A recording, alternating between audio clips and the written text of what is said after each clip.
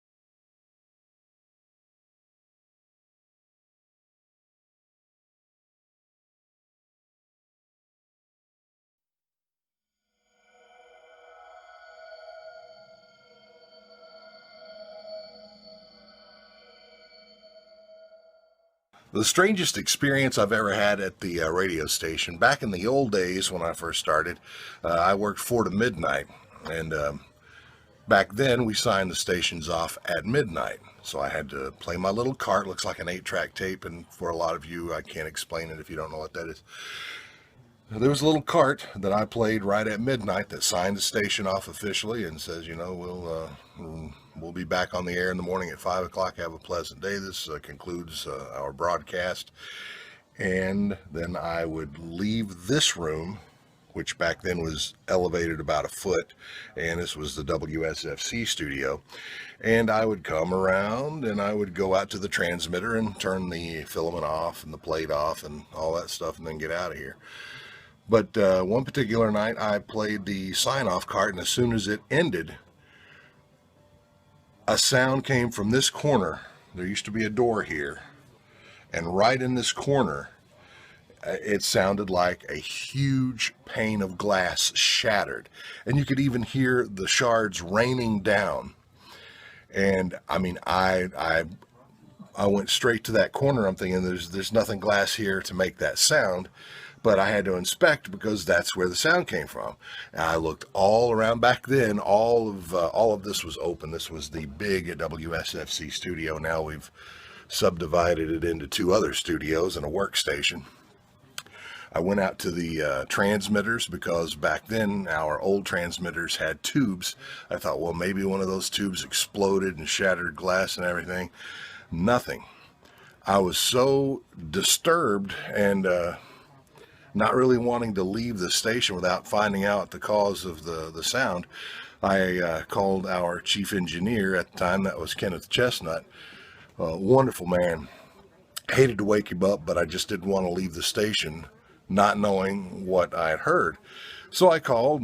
Yeah, I said, Kenneth, I can't explain this, but right after the sign-off cart tonight, I heard this huge shatter of glass, and I could even hear the shards raining down. It was so clear.